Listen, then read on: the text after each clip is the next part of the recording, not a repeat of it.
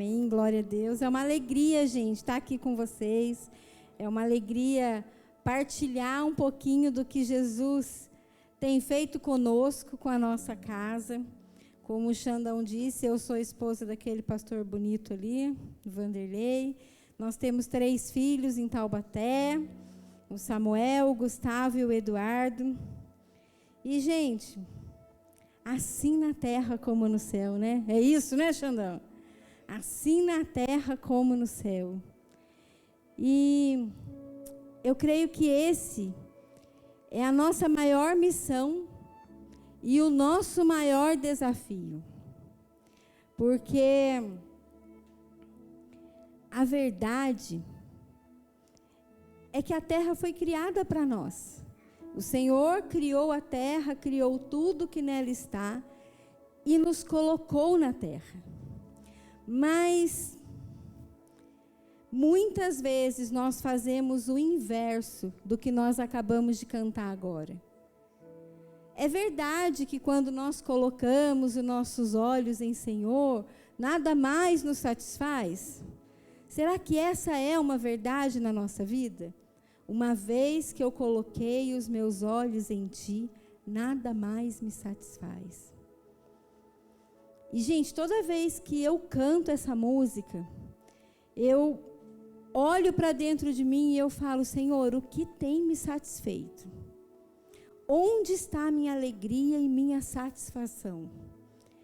E muitas vezes, queridos, sondando o meu coração, eu descubro algumas coisas que têm me satisfeito mais do que o Senhor. Eu descubro algumas coisas que têm me roubado do meu secreto, que têm me roubado da minha vida com Deus. E aí a gente volta pelo caminho do arrependimento, a gente dá uma olhadinha para trás e fala, não, Jesus, nada mais me satisfaz. Nada mais me satisfaz. E isso não quer dizer que a gente não tem alegria nessa terra, que a gente não tem prazer nessa terra, a gente tem, mas a nossa maior satisfação precisa ser estar no Senhor. A nossa maior satisfação precisa vir daquilo que o Senhor tem para a nossa vida. E essa série, ela está pautada na oração de Jesus, né? De Mateus 6.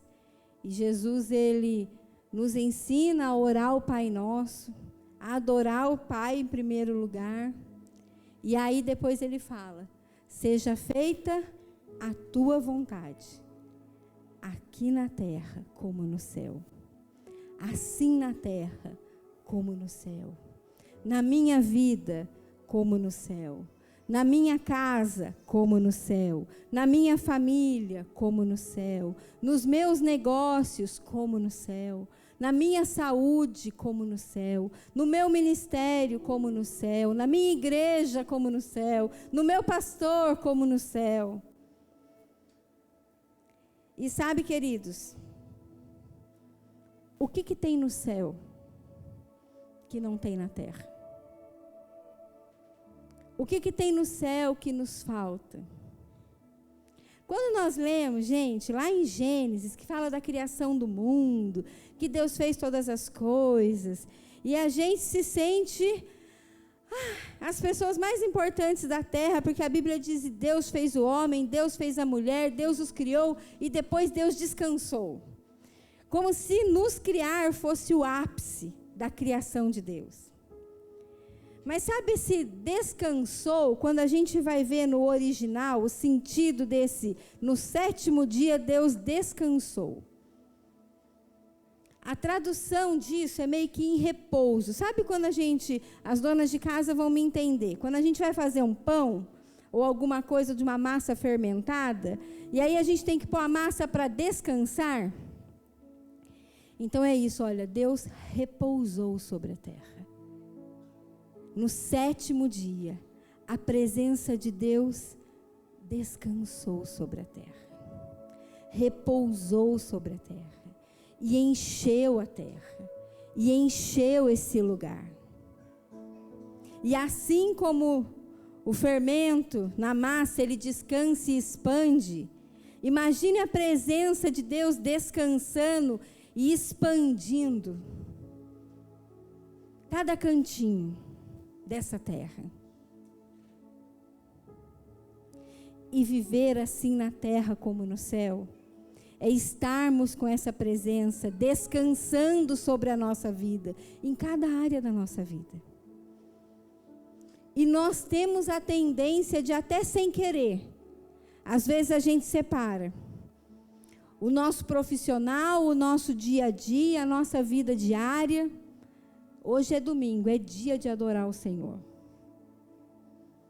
Todos os dias são dias de adorar o Senhor.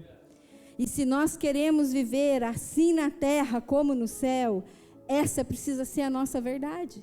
De todos os dias, estarmos dispostos a atrair o reino de Deus. Sabe, queridos, antes da glória do Senhor vir, antes do Senhor repousar a terra com uma nova glória, um novo tempo, onde a Bíblia diz que todo joelho se dobrará, toda língua confessará que Jesus é o Senhor. Em 1 Pedro, diz que o Senhor virá com um julgamento, e que esse julgamento começará pelos da casa, começará por nós. Mas sabe uma coisa que nós precisamos entender dentro da nossa mente limitada?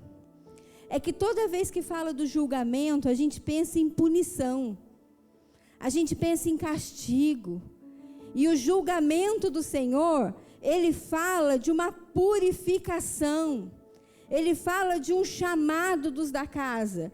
Vai chegar o tempo, sim, que o Senhor vai separar o joio do trigo, os que são daqueles que não são. Mas esse julgamento que vem sobre a casa do Senhor é uma preparação para que a gente esteja prontos para recebermos da sua glória. E eu creio, queridos, eu creio que o Senhor tem algo poderoso para Curitiba. Eu creio que o Senhor tem algo poderoso para esse lugar. Mas para que a gente possa viver aqui na terra como no céu, nós precisamos passar por esse julgamento do Senhor, que virá com uma pureza sobre nós, virá com uma pureza sobre a nossa vida, uma pureza santa, uma pureza até ingênua. Sabe, quem vê o Vanderlei ali bonitinho, sentadinho, lá vem, ó, fazendo ofertório, né? Gente, pensa num homem bravo, era aquele. Ninguém podia falar alguma coisa que ele já se manifestava. E aí, um dia Jesus pegou ele, né? E quando Jesus pegou ele, ele não percebeu muito, sabe, Xandão? Aí chegou um cara, nós tínhamos, né, uma oficina em Taubaté, e aí chegou um cara, e gente, o cara tirou ele assim grandão, afrontou ele e falou, eu falei, nossa, não vai dar bom, não vai prestar esse negócio. Mas gente, o Vanderlei não teve reação.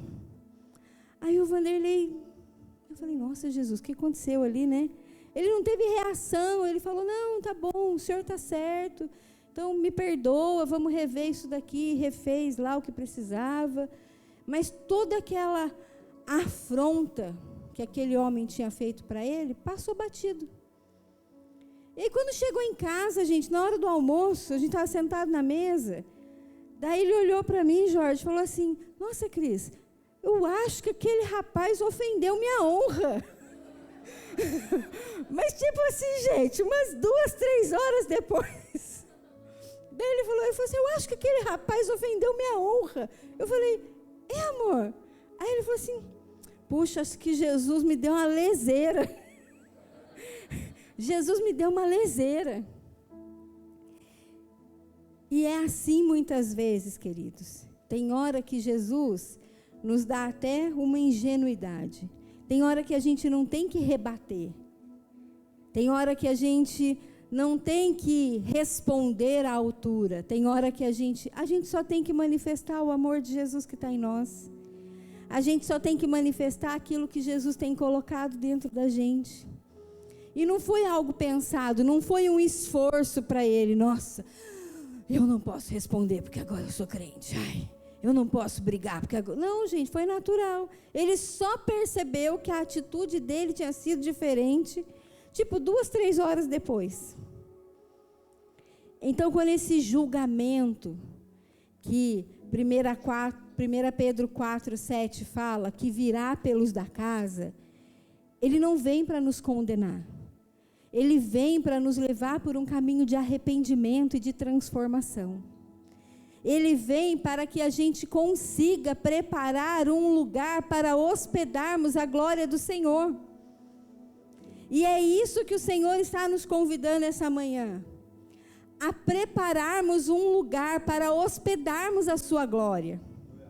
Para que a sua glória venha sobre nós e que através de nós ela vá por todos os lugares onde a gente passa. Nós precisamos preparar um lugar aonde o Senhor deseja ficar. Sabe, estava maravilhoso esse momento de adoração. E realmente, como o Vanderlei falou, tem momentos que a gente não quer que acabe. Essa semana, meu filho de 12 anos chegou para mim e falou assim: mãe, eu acho que o céu tem um problema. Eu falei para ele: Eduardo, o que será que tem de problema no céu, na mente dele, né? Aí ele falou assim para mim: mãe, eu estava lendo a Bíblia, e daí está escrito lá em Apocalipse, que os anjos, os anciãos, eles ficam lá falando, santo, santo, santo. Mãe, será que eles não enjoam disso? Mãe, eu acho que eu ia ficar enjoado de ficar falando santo, santo, será? Mãe, Deus já sabe que Ele é santo, ninguém precisa contar para Ele que Ele é santo, mas por que essa gente fica falando santo, santo? Aí eu sentei com ele e falei assim: Dudu, deixa eu falar uma coisa para você. Deus não precisa que ninguém afirme a identidade dEle. Nós precisamos, Deus sabe quem Ele é. Ninguém precisa ficar falando, ó, você é santo, viu, Xandão? Ó, ninguém precisa ficar falando para Deus, ó, o Senhor é santo, o Senhor é santo, como se Deus não soubesse quem Ele é. Mas o que os anjos e os anciãos estão fazendo, diz a respeito deles. Eles estão reconhecendo que eles estão diante de um Deus que é santo. Então eles estão dizendo, Ele é santo, Ele é santo, e essa precisa ser a nossa postura. Nós precisamos reconhecer que nós, com toda a nossa limitação, estamos diante de um Deus que é santo. Ele é santo, Ele é o Todo-Poderoso. Então nós não podemos nos cansar de reconhecer que Deus é santo. E aí ele foi para o quarto, o irmão pegou um violão, o outro pegou o carrom, e eles ficaram cantando santo a tarde inteira lá, e foi uma nuvem de glória lá em casa. E nós precisamos, gente, atrair a glória do Senhor. Em um determinado momento, o homem se afastou de Deus, mas Deus não se afastou do homem. Quem deixou de viver aqui na terra da forma como é no céu somos nós.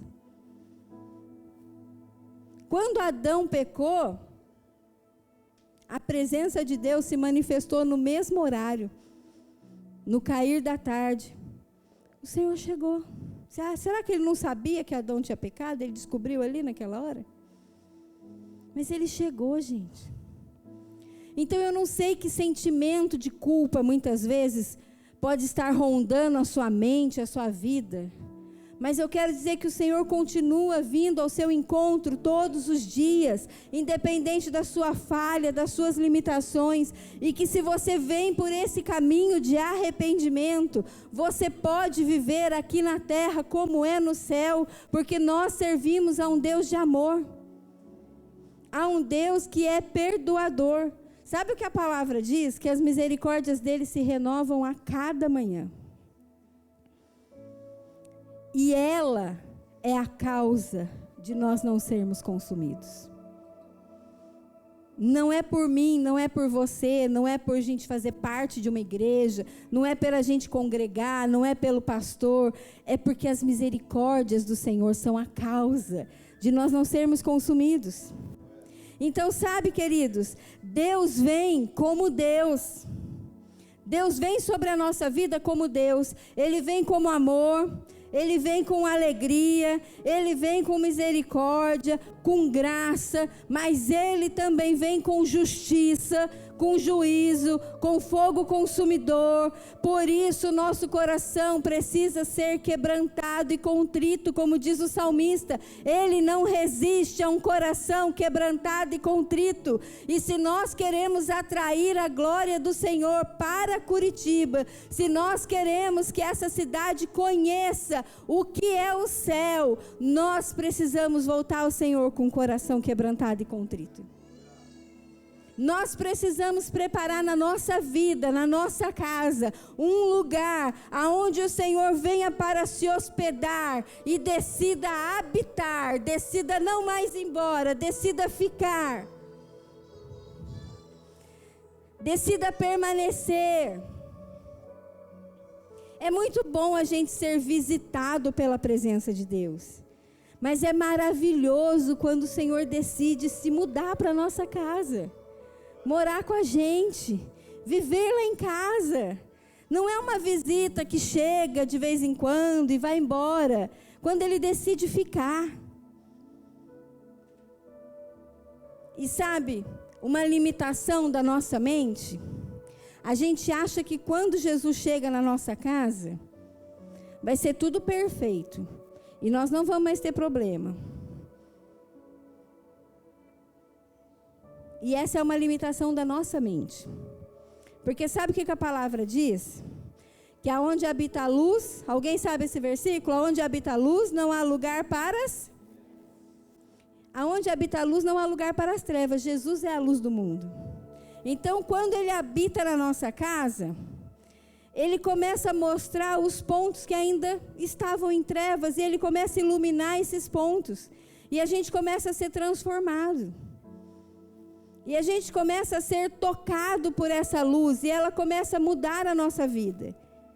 E aí, de repente, a luz clareia ali no Xandão, daí o Xandão olha e fala: nossa, mas está sujo aqui, ó, preciso limpar. Ah, mas está sujo aqui. Outro dia, a Poema de Taubaté, ela é sempre meia luz, é sempre bem escuro, até de manhã, durante o dia. Aí outro dia, o Vanderlei, a gente estava lá no lounge tomando um cafezinho, o Vanderlei sujou assim a camiseta assim do lado, daí eu falei assim para ele: não tem problema, está escuro, ninguém vai ver. Mas quando a luz de Jesus brilha em nós, gente, pode ser só um pinguinho de café, vai iluminar. E aí Jesus vai falar assim: ó, tem um pinguinho de café aqui, deixa eu limpar, para que a minha glória possa ocupar esse lugar também, para que a minha glória possa descer desse lugar também. Sabe, Deus, Ele quer pairar sobre a terra de uma forma diferenciada. Eu não sei, eu estava falando para o Xandão ontem na casa dele, que existe uma expectativa dentro do meu ser, sabe? Eu estou esperando que algo vai acontecer, sabe? Quando você está naquela expectativa, que algo vai acontecer. E eu estou vivendo essa expectativa com o Senhor. Senhor, que horas? Que horas que o Senhor vai manifestar? Que horas que o Senhor vai chegar? Gente, eu anseio pelo dia que as pessoas que estão passando na rua comecem a ser atraídas para dentro desse lugar. Que aonde o louvor começa a tocar, as pessoas começam: de onde vem essa música? Deixa eu ir lá. Deixa eu procurar, que lugar é esse? E eu estou com uma expectativa santa dentro de mim, para que o reino de Deus venha mesmo, aqui na terra como é no céu.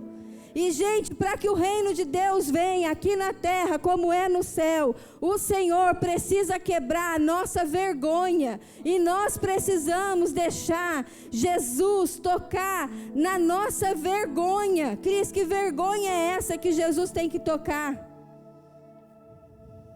Estava eu lá, na fila do médico, e Jesus falando assim, ó: ora por aquela mulher. Aí eu olhei para os lados, olhei para o outro. Falei, Jesus, tem muita gente aqui. E aí Jesus falou assim, ora por aquela mulher. Aí eu falei, Jesus, eu nem conheço a mulher, Jesus. Como é que eu vou lá orar pela mulher? E a gente fica argumentando com o Senhor, como nós somos lentos em obedecer, gente. Era tão simples, era eu sair dali do meu lugar, ir lá e orar pela mulher. Mas a gente quer ser educado, a gente não quer ser inconveniente, a gente não quer atrapalhar. E de verdade, eu estava mais preocupada com a minha reputação do que com aquilo que o Senhor queria fazer. E como é que eu vou viver assim na terra como no céu? Aí eu fui lá, disfarçadamente, sentei do lado da senhora, falei assim para ela, tudo bem? Tudo bem. A senhora também vai passar pela médica? Aí ela falou assim, não, minha filha já está lá dentro, eu estou esperando ela sair. Aí eu falei assim, olha, eu não sei, né, qual é a fé da senhora, mas eu senti no meu coração de fazer uma oração pela senhora. Eu posso orar pela senhora? Ela falou, pode. Aí eu peguei na mão dela, orei por ela. E quando eu terminei de orar, gente, aquela mulher estava chorando muito. E estava todo mundo naquela sala de espera olhando para a gente. Inevitavelmente. Todo mundo olhando para a gente. E aí aquela mulher falou assim para mim,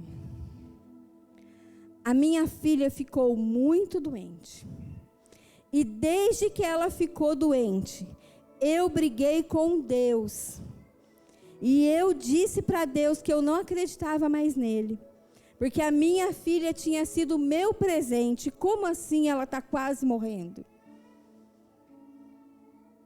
E ali naquela oração, Jesus falou um monte de coisa para ela. Aí nós trocamos telefone. Gente, essa mulher está na igreja, a filha dela está curada, eles estão adorando ao Senhor. Mas eu precisei deixar o céu se manifestar naquele consultório médico, na frente de pessoas que poderiam nos julgar, nos questionar. Mas o Senhor queria fazer algo. E sabe o que acontece? A gente quer escolher, Xandão, o lugar onde Deus vai se manifestar. Ó Deus, é aqui no meio do povo que eu me sinto bem, no meio da igreja. Na rua não, Jesus. Na rua não. E viver assim na terra como no céu é um desafio, porque mexe com a nossa reputação. Nesse caso, gente, Jesus fez, mas e se ele não fizesse? E se a filha da mulher não fosse curada? A nossa obediência, ela não tem a ver com o terceiro, ela tem a ver com a gente. Sabe, a gente fala muito sobre as linguagens de amor, né? Hoje em dia, o livro, as 5 linguagens de amor, atos de serviço, atos de palavras de afirmação. Existem muitas linguagens de amor. Deixa eu te contar, o céu tem a sua linguagem de amor, Deus tem a sua linguagem de amor. E sabe o que João nos ensina? Aquele que me ama obedece às minhas palavras. Obediência é a linguagem de amor do céu. E se nós queremos viver aqui na terra como é no céu, nós precisamos trilhar o caminho da obediência. Nós precisamos ser rápidos em responder ao céu, rápido em responder à direção que vem. Ô gente, dá licença, tá, Xandão? Mas se vocês estão aqui, é porque vocês creem que o Xandão e a Marcela são homem e mulher de Deus. Que eles ouvem o céu e que eles têm um direcionamento do céu para essa casa. E nem tudo, nem toda a direção que ele passar para vocês, vocês vão entender. E eu falo isso porque nós somos pastores em Taubaté, mas nós temos o pastor Henrique, que está sobre a nossa vida lá em Taubaté. E, gente, nem tudo que o pastor Henrique fala para mim, Cris, faz assim, assim, assim, vem. Eu entendo, gente. Tem direcionamento que o pastor Henrique me passa, que eu paro e falo, nossa, eu faria tudo diferente. Mas ou eu creio que ele foi colocado por Deus ali, que ele carrega algo diferenciado e sigo as orientações dele, ou eu não vou viver aqui na terra como é no céu. Nós precisamos ser rápido. Aquele que está à frente da igreja, ele muitas vezes enxerga algo que nós demoramos mais a enxergar. Muitas vezes ele enxerga algo além, à frente. E a gente só precisa ser rápido. Rápido em obedecer. Rápido em ser suporte sobre a vida deles. Então, queridos, nem sempre a gente vai entender aquilo que Deus está fazendo. Mas a gente precisa atrair o céu.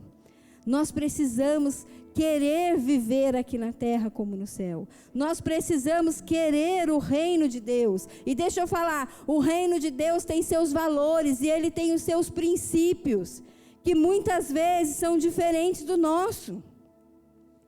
Eu não sei quais são os valores que regem a vida de vocês. Cada família tem o seu valor, cada família tem ali os seus princípios. Na minha casa, a minha mãe falava assim, não pode dormir na casa da amiguinha. Tá bom. Hoje, os meus filhos, algumas vezes, eles dormem na casa de pessoas da nossa confiança. É diferente da casa da minha mãe. Mas assim como a nossa casa, o reino dos céus tem seus valores e tem seus princípios. Mas diferente dos nossos valores e princípios, os valores e princípios do céu são inegociáveis. Os valores e princípios do céu são inquestionáveis. E para a gente atrair o reino dos céus, para a gente viver aqui na terra como no céu, existe um preço a pagar. Cris, Jesus já não pagou o preço na cruz? Pagou. E esse preço nos fez livre para manifestarmos a glória dele em todos os lugares. Então, de que preço você está falando, Cris? Eu estou falando da renúncia. Existe uma renúncia. Toda vez que nós fazemos uma escolha, automaticamente nós estamos fazendo uma renúncia. Toda escolha, ela vem acompanhada de uma renúncia. Então, quando você se escolheu casar, onde estão os casados aqui? Ó. Quando você se escolheu casar, você abriu mão, você renunciou todos os direitos da vida de solteiro. Ir e vir sem dar satisfação. Porque os casados precisam dizer aonde vão, que horas chegam, com quem vai. Não é assim? Quando a gente casa... Gente, o Vanderlei, a primeira semana nossa de casado, ele acordava gritando, quase caindo da cama, porque tinha alguém do lado dele. E eu falei, era eu. Eu falei, gente, sou uma bruxa. O cara se assusta comigo, gente. Pensa. Ele acordava, você, amor. Mas ele teve que abrir mão de ter uma cama grandona só para ele. Agora tem mais alguém ali. E a gente perde espaço no guarda-roupa. Né, mulherada? Deixa, tem que ceder uma parte do guarda-roupa para a camisa do cidadão. Então, toda escolha vem acompanhada de uma renúncia. Se você resolveu viver uma vida fitness, você renuncia uma prateleira de doce. E se você escolher a prateleira de doce, você renuncia o peso ideal. Toda escolha vem acompanhada de uma renúncia. E se você quer viver o reino dos céus, é hora de perguntar para o Senhor, Senhor, o que eu preciso renunciar hoje? O que o Senhor está me pedindo hoje? Eu me lembro uma vez que a nossa igreja ia participar era em outra cidade, fora de Taubaté, e eles iam participar de um intercâmbio de igrejas, e ia ter lá vôlei, futebol, e a gente tinha um carinha, gente, que ele era bom no futebol. Aí eu falei, já sei, vou chamar, coincidentemente, o nome dele era Leandro, o nosso pastor Leandro não é nada bom de futebol, mas esse carinha era. Aí eu falei assim, Leandro, preciso de você, cara. Escala um time, nós vamos participar lá do intercâmbio, do campeonato, vai à igreja tal, monta um time aí. Ele falou, Cris, não posso. Aí, sabe quando dá aquela... Eu falei, como assim você não pode? Ele falou assim, não posso, Cris. Eu falei, Leandro, pelo amor de Deus, e como ele tinha vindo assim de muita religiosidade, aí eu já fui logo direto na veinha dele, falei, Leandro, futebol não é pecado, Leandro, pode jogar futebol. Ele falou, não, para mim é. Aí eu falei, bom, a Bíblia também diz que seja o vosso coração o seu árbitro, né? Se para ele é. Eu falei, Leandro, o que está acontecendo? Sentei com ele. Aí ele falou assim, Cris, sabe por que eu não vim no culto semana passada? Eu falei, por quê? Porque o meu time estava jogando. E quando acabou o jogo, meu time venceu o jogo. E eu fui para o quarto dormir. Jesus falou para mim, me entrega o futebol. Porque você escolheu ficar diante da televisão do que ir adorar com seus irmãos. E, gente, aquele foi o tratar do Senhor com ele. Era a renúncia pessoal dele. Futebol não é pecado, mas era algo que o Senhor estava requerendo dele. E o Senhor tem algo para cada um de nós. Quando o Xandão decidiu vir para Curitiba, gente, nós de Taubaté sabemos o tanto que ele precisou renunciar. O tanto de coisa que ficou para trás. Uma vida estabilizada, uma casa montada, a Manu numa escola que ela já estava adaptada. Irmãos, sobrinhos, família, amigos, igreja. Mas ele recebeu uma palavra, e a palavra era Curitiba. E aí, era a renúncia dele, gente. Era aquilo que Jesus estava pedindo para ele e para Marcela. Ninguém mais podia fazer aquela entrega, somente eles. Ninguém podia se colocar no lugar deles e falar assim, Xandão, deixa que eu choro um pouquinho as suas lágrimas. Não dá. Então, para cada um de nós, quando o Senhor nos chama, é hora de viver o reino de Deus aqui na terra, como é no céu. Existe algo que a gente precisa entregar. Existe um sacrifício a ser feito.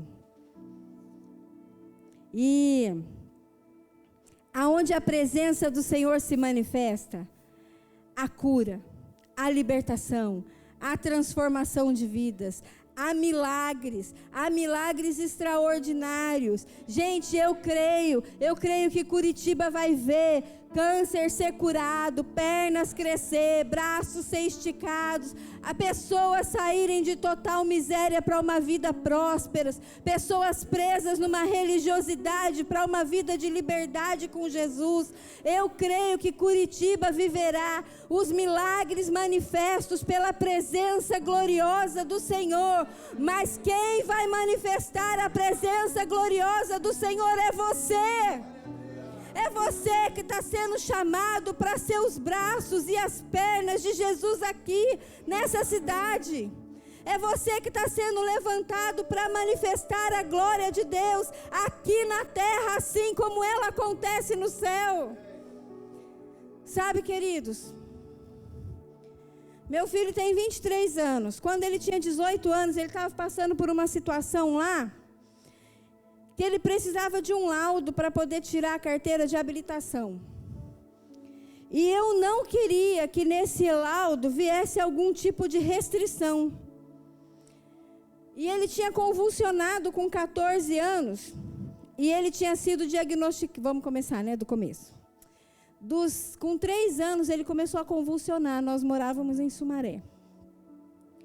E aí ele convulsionou dos 3 aos 5 anos, e ele era diagnosticado epilético. O Vanderlei trabalhava com viagens, e às vezes eu precisava socorrer ele, porque ele começava a convulsionar, e a convulsão, gente, ela não causa nenhum tipo de dano na pessoa, a não ser que ela se estenda por muito tempo, e aí falta oxigenação no cérebro, e essa falta de oxigenação pode trazer lesões até irreversíveis. E aí, quando eu via que o negócio estava, puxa, ele não vai voltar, eu preciso levar ele para o hospital, eu entrava na frente de qualquer carro na rua, e eu parava os carros assim no meio da rua, entrava com meu filho no carro de qualquer estranho e falava, me leva para o hospital. E aí o povo me levava para o hospital e me deixava na porta do hospital. E um dia, num congresso de adoração, ele foi curado. Só que, gente, eu estava, do lado de fora. É como se aqui na igreja de Curitiba, se eu estivesse ali no andar de cima, eu não tinha condições de ver nada do que estava acontecendo aqui embaixo. E o Samuel estava comigo, e ele também não tinha condição de ver nada do que estava acontecendo aqui embaixo. E aí, quando chegou em casa, ele falou para o pastor assim: ô pastor, eu vi Jesus. Aí o pastor falou assim: ah, é? Você viu Jesus? Ele falou: vi. Jesus estava lá na igreja. E quando Jesus pegou o pastor Alex dançou assim, ó, e ele começou a imitar o pastor Alex, o jeito que o pastor Alex tinha dançado. E aí o pastor Márcio olhou para mim e falou assim: Cris, vamos cavar mais esse menino. Ele tinha 5 anos. E aí eu falei assim: pastor, impossível. Porque a hora que o culto estava rolando lá embaixo, ele estava na outra sala comigo, ele não viu, ele não assistiu o culto. Só que ele estava dormindo, gente. Ele dormiu o congresso inteiro. E como ele convulsionava, eu me lembro que toda hora eu ia lá no colchãozinho que ele estava dormindo, e eu levantava o olho dele assim, ó. E eu falava assim: ah, tem pupila, então tá tudo bem. As pupilas estão aí, tá tudo bem. E aí as irmãs incomodadas: eu só acorda esse menino, Cris, ele está dormindo demais. Eu falava: não. E, gente, eu, Marta, cheia de coisa para fazer, cheia de afazer, deixa ele dormir. E ele dormiu o congresso todo.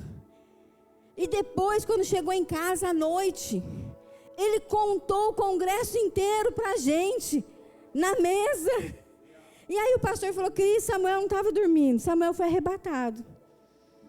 Gente, mas eu sou mãe. Quem disse que eu tinha coragem de parar de dar os anticonvulsivos para ele? Eu não conseguia. Eu falava: Jesus, a minha parte é dar o remédio. Se o senhor quer tirar o remédio também, o senhor vai ter que fazer alguma coisa, porque eu vou dar o remédio. Como que eu não vou dar o remédio? E aí, gente, minha mãe falou assim: Cris, eu vou para Ubatuba e eu quero levar o Samuel. Eu falei: mãe, a senhora é doida, vai sair de Taubaté, vai vir para Campinas, pegar o Samuel para voltar para Ubatuba? É, filha, você está cheia de coisa para fazer aí. Eu falei: tá bom. Aí minha mãe fez isso. Foi lá em Campinas, buscou o Samuel, levou ele para Ubatuba, e ele ficou uma semana. Quando a minha mãe trouxe ele de volta, eu estava liderando uma conferência que estava havendo na cidade de Santa Bárbara do Oeste. Eu estava fazendo toda a parte funcional da conferência. Aí, a minha mãe chegou, trouxe o Samuel, a malinha dele, deixou lá. E eu falei assim: eu vou usar as roupas do guarda-roupa. Depois que acabar a conferência, eu abro a mala, né? Porque eu não vou ter tempo agora de ficar separando roupa suja, roupa limpa. Como ele veio da praia, eu só perguntei para minha mãe assim: tem roupa molhada? Minha mãe disse: não, tá tudo seco. Eu falei: então tá bom. E minha mãe foi embora. Gente, quando acabou a conferência, na segunda-feira, que eu abro a mala, em cima da mala, o que tinha? Todas as caixas de remédio. E ele tomava 8 ml de Depaquene 3 vezes ao dia. E aí estavam ali as caixas de Depaquene. E eu olhei para aquelas caixas de Depaquene. E eu dei um grito. Falei: Vanderlei, pelo amor de Deus, faz 3 dias que Samuel não toma remédio. Ai, meu Deus. E o médico, gente, ele tinha me explicado que esses remédios anticonvulsivos, se um dia a gente fosse tirar, da mesma forma que a gente foi aumentando as doses gradativamente, a gente ia ter que vir diminuindo as doses. Porque se tirasse de repente, só pela ausência do remédio, ele podia ter uma convulsão, Xandão. Então tinha que vir desmamando, sabe? E fazia 3 dias que o menino não tomava remédio. Eu já liguei no consultório do médico: não, arruma um encaixe, faz alguma coisa, eu preciso passar aí. Aí o médico, fui no médico, a secretária conseguiu o encaixe. E o médico falou assim para mim: mãe, se você viesse aqui para parar a medicação, jamais eu pararia. Mas como já faz 3 dias que ele não está tomando, e está tudo bem, então vamos deixar ele sem a medicação. E se ele convulsionar, aí você volta aqui, a gente volta com a medicação. E queridos, o Samuel nunca mais convulsionou. Nunca mais convulsionou. E aí com 14 anos, ele teve uma dor de estômago muito forte. E só depois que tudo tinha passado, que ele contou para mim que ele tinha feito um monte de abdominal, de exercício errado. Mas naquele dia que ele estava com uma dor muito forte, eu levei ele no pronto-socorro. E eles aplicaram Tramal na veia dele. E aplicaram essa medicação no soro, e a medicação correu em 15 minutos. Adivinha o que aconteceu? Ele convulsionou. Porque a medicação era forte demais e correu rápido demais. Ela tinha que correr em pelo menos 40 minutos. E aí voltou todo, fui lá refazer todos os exames, e faz ressonância da cabeça, faz não sei o quê, faz não sei o quê. E ele só teve essa convulsão também, nunca mais convulsionou. E foi por causa do remédio. Só que daí o neuro que estava tratando dele na época, queria que a carteira de habilitação dele viesse com uma restrição, dizendo que ele era epilético. E aí eu falava assim para ele: doutor, mas ele não toma medicação. Se ele sofre um acidente e está ali dizendo que ele é epilético, e fazem exame de sangue nele, ele não tomou a medicação, ele responde por crime culposo, porque ele estava sem uma medicação que todo epilético deveria tomar, e ele não toma. E nós começamos a orar, gente. E aí, o líder dele na época era o Dezão. Vocês conhecem o Dezão aqui, irmão do Xandão? Já passou por aqui o Dezão, Xandão? Só no hotel aqui ainda não? E o Dezão, gente, era líder do Samuel. E o Dezão orava comigo todos os dias. E a oração do Dezão é assim: Jesus, manifesta na terra aquilo que já foi manifestado no céu. Jesus, comprova na terra aquilo que já foi manifestado no céu. Jesus, faz na terra aquilo que o céu já está entendendo. Jesus, vamos lá. E essa era a oração do Dezão comigo, gente, todos os dias. E aí a gente voltou no médico quando Samuel tinha 19 anos. E ele ainda não tinha carteira de habilitação. E aí o médico pegou e falou assim para mim: mãe, ele fez um elétron aqui, e no elétron está dizendo que ele está convulsionando, nesse momento.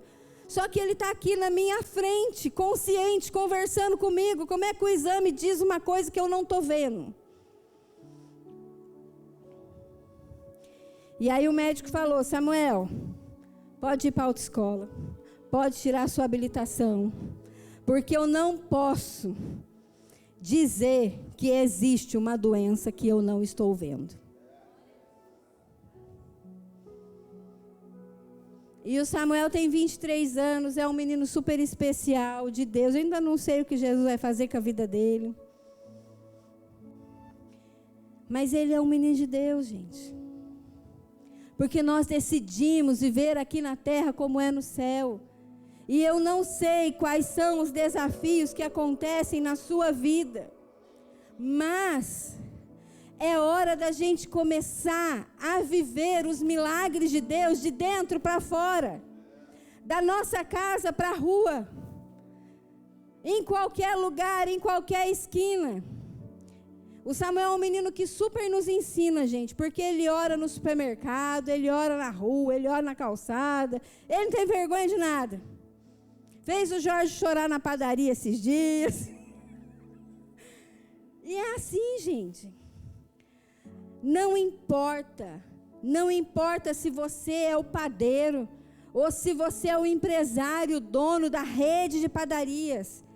O Senhor quer se manifestar na sua vida e através da sua vida. Curitiba vai conhecer a glória do Senhor através dessa igreja, através desse lugar, através da sua vida. É para isso que você foi chamado. Podem nos chamar de estranho, pode achar que nós somos uma igreja esquisita e está tudo bem, nós somos mesmo, não nos ofende. Mas nós queremos só uma coisa. Nós queremos assim na terra como é no céu. Nós queremos a presença manifesta de Jesus em todo o tempo, em toda hora. É na faculdade, é no trabalho, é na igreja, é fora da igreja, é principalmente fora da igreja. Quando nós entendemos que a igreja somos nós, esse ajuntamento aqui, ó, é só para a gente ganhar força. É só para a gente não desanimar no dia mal. Esse ajuntamento aqui, ó, é só para a gente continuar prosseguindo quando o dia mal bate a porta. Mas a gente precisa ser igreja lá fora. A gente precisa ser igreja lá fora. Quantas vezes alguém olhava para a gente e falava assim: nossa, mas você é crente, você é tão legal. Eu falava: Jesus, misericórdia. Gente, o crente não foi chamado para ser chato. O crente foi chamado para ser o povo mais feliz dessa terra. O crente foi chamado para proclamar as boas novas do Senhor. Sabe, queridos, Romanos 8:12 diz que o mundo aguarda com grande expectativa a manifestação dos filhos de Deus. E para a gente ter essas manifestações, nós precisamos ser parecidos com Jesus, certo? O que Jesus manifestava? Eu tenho falado aqui vários textos bíblicos, não estou pedindo para você abrir, mas esse eu acho que é importante você abrir. Abra aí 1 João no capítulo 3. 1 João capítulo 3.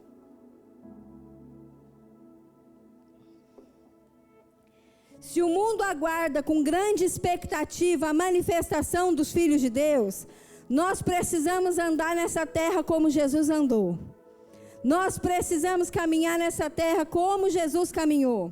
E 1 João 3,8 diz assim, ó: para isso se manifestou o Filho de Deus, para desfazer as obras do diabo. É isso que nós somos chamados. A manifestação que a criatura aguarda lá fora é que eu e você estemos dispostos a desfazer as obras do diabo.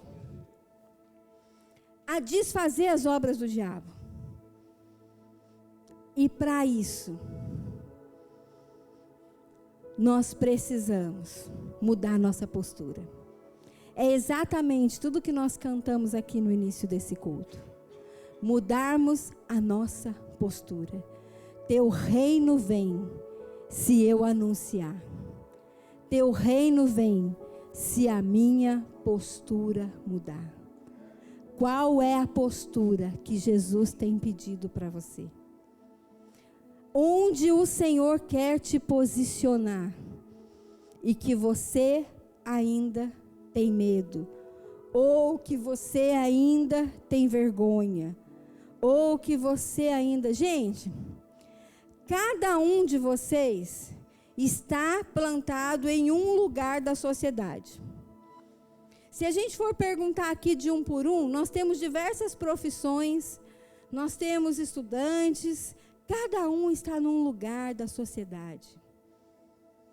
E deixa eu te falar, é nesse lugar que você é chamado para manifestar o reino de Deus. É nesse lugar que as pessoas precisam saber que você é cristão. E que eles podem contar com vocês. Esse mês, eu com o Vanderlei tivemos uma feliz surpresa. Quando a gente se converteu, algumas pessoas da família dele se voltaram contra a gente, sabe? Lá há 20 e tantos anos atrás. E alguns pararam de falar com a gente, e nós viramos piada, né, na boca de alguns. E aí a prima dele, uma das pessoas que ria da gente, que falava que a gente dava dinheiro para pastor, e tudo isso que vocês estão sabendo que a galera fala por aí, mandou uma foto, mandou um vídeo para mim. Ela, numa igreja, orando por pessoas. E aí eu mostrei para o Vanderlei, eu falei, ó. Aí ele fez assim, quem é essa? Eu falei, sua prima. Ele... E quando ela me mandou esse vídeo, ela falou assim para mim, obrigada por nunca parar de orar. Obrigado por sempre me dizer que Jesus se importava comigo. Obrigado por sempre dizer que Ele me amava. Me perdoa por todas as vezes que eu ri de você, que eu fiz piada com vocês na roda. Às vezes tem sementes que a gente demora para ver os frutos dela. E eu creio que tem sementes que talvez eu não veja os frutos, mas os meus filhos verão, os meus netos verão. Eu só não posso parar de plantar, porque eu trabalho para que o reino de Deus seja implantado na terra da forma como ele foi implantado no céu. E para a gente finalizar, queridos, eu queria dizer para vocês que Deus, Ele tem um modelo, Ele tem uma planta. O reino de Deus tem uma planta. E nós precisamos nos encaixar na planta, no projeto do Senhor. E Ele não vai adaptar o projeto dEle à nossa vontade, ao nosso plano perfeito. É nós quem precisamos nos encaixar no projeto que Ele fez. Sabe, é igual quando a gente vai almoçar num restaurante e a gente pede lá um prato à moda do chefe. E aí a gente começa, ó, dá para tirar a cebola? Ó, eu não como tomate. E aí, gente, o prato já não é mais a moda do chefe, passa a ser a minha moda. Só que com Jesus não funciona assim. Com Jesus, a moda do chefe precisa ser a moda do chefe. Ele não vai tirar a cebola porque você não gosta.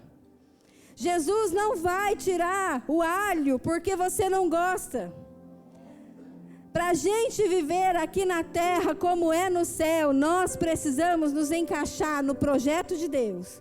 É do jeito dele, não é do nosso jeito. É da moda do Senhor, não é da nossa moda. E isso exige de nós renúncia. Isso exige de nós uma entrega. Isso exige de nós uma responsabilidade.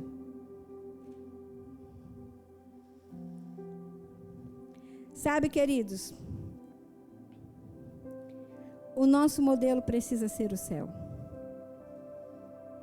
E a nossa satisfação precisa estar no céu. No Salmo 132, no verso 8, deixa eu ler para vocês. Davi, ele faz um voto com o Senhor, sabe? No Salmo 132.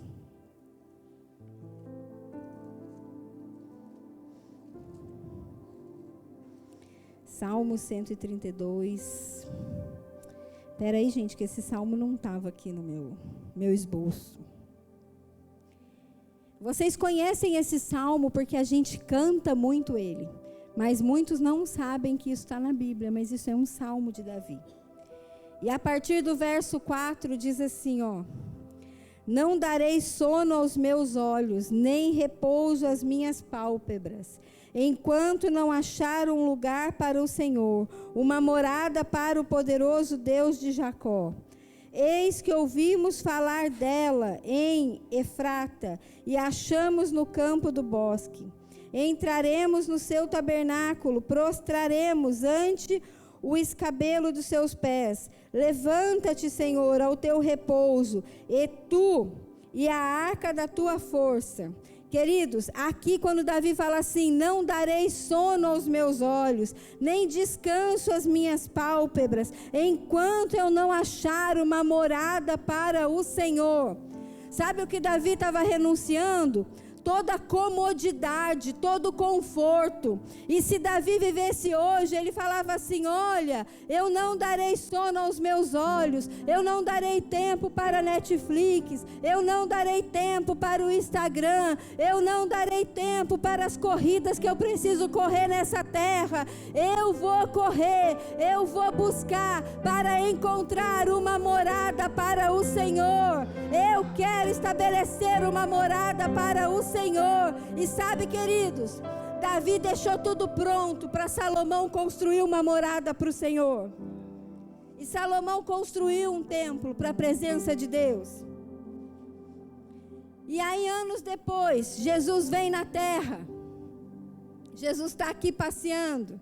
E lá nos evangelhos diz que Jesus, ele foi visitar o templo. E sabe o que aconteceu quando Jesus chegou no templo? Gente, Jesus chegou no templo como homem e a presença do Senhor não estava lá.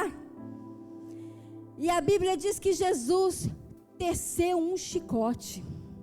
Gente, eu fico imaginando, eu gosto de imaginar, eu sou criativa, eu fico imaginando, Xandão, Jesus sentado assim, num degrau qualquer, tecendo um chicote, sabe? Trançando. E aí ele cata aquele chicote e ele sai expulsando os cambistas ali do templo. Sai virando as mesas. E, gente, está tudo bem com o trabalho que aquele povo estava fazendo lá. Não vamos entrar nessa questão teológica. Mas o que importava para Jesus é que a presença não estava ali. O povo estava fazendo tudo, menos atraindo a presença de Deus. E essa não pode ser a nossa igreja hoje. O nosso principal objetivo precisa ser atrair a presença do Senhor. E existe uma receita para isso. Existe um caminho para isso. E nós vamos finalizar agora nesse caminho. Nesse mesmo capítulo de Mateus 6, que fala assim na terra como no céu.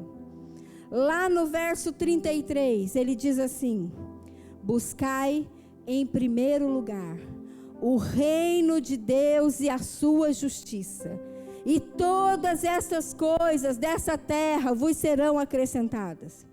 Sabe, queridos, o que está escrito aí? Aí não está escrito que você não pode trabalhar, que você tem que abrir mão de tudo para ficar aqui na igreja, limpando cadeira, varrendo igreja, pregando, cantando. Não, aí está dizendo que você precisa buscar em primeiro lugar. A sua primeira busca, o seu primeiro anseio precisa ser o reino de Deus e a sua justiça. E depois as demais coisas. E sabe o que está acontecendo nesse tempo? O nosso valor está invertido. Nós corremos atrás de todas as coisas a semana inteira. A gente mal tem devocional, mal tem um tempo com Jesus. E depois a gente chega na igreja e fala: vem a tua glória, Jesus. É hora de nós invertermos a ordem. É hora da gente só inverter a ordem dos valores na nossa vida. Em primeiro lugar, o reino de Deus. Queridos, aqui não é um lugar que você vai se encher da presença de Deus para passar a semana aí do jeito que der. Aqui é um lugar que a gente se reúne em família para manifestar a glória do Senhor. Para que aquele que chegue aqui encontre cura, encontre salvação, encontre libertação, encontre amor, encontre aconchego, encontre abraço, encontre um olhar que faça alguma coisa. Outro dia nós estávamos no Farol lá em Taubaté e um rapaz veio vindo e ele estava passando reto diante do nosso carro porque a gente estava com os vidros fechados. E aí quando ele veio se aproximando, o Vanderlei apertou o botãozinho e foi abaixando o vidro. Aquele rapaz parou, olhou para o Vanderlei e falou: o senhor abaixou o vidro? E o Vanderlei falou para ele assim: Deus te abençoe. E ele falou amém, passou reto, foi embora, gente. Ele não ofereceu nada, ele não pediu dinheiro, mas ele ficou impactado. O senhor abaixou o vidro. Alguém olhou para ele. como nós temos olhado para as pessoas ao nosso redor, como nós temos olhado para as pessoas carentes lá fora, qual tem sido o nosso olhar. É hora de nós fazermos aqui na terra como é no céu. E eu gostaria de convidar você para ficar em pé nessa hora. E eu gostaria que cada um de vocês começasse a sondar o seu coração. Porque a Bíblia diz que examine-se o homem a si. E hoje é noite de ceia do Senhor. Examine-se o homem a si. Aonde você precisa manifestar o reino dos céus? Aonde Jesus está te chamando para fazer a diferença? Aonde o Senhor vai te levar para que venha o reino dos céus aqui na terra? Ei, Curitiba, vocês carregam um potencial do céu. Há um poder do céu liberado sobre essa cidade. Há um fogo do céu liberado sobre este lugar. Mas nós precisamos ser aqueles que não vai dar descanso aos olhos, que não vai dar descanso às pálpebras, mas que vai trabalhar dia e noite para que venha a presença do Senhor. Ei, aleluia! Jesus, nós te amamos. Jesus, nós te glorificamos. Jesus, nós queremos reconhecer a tua santidade. Nós queremos reconhecer a tua santidade.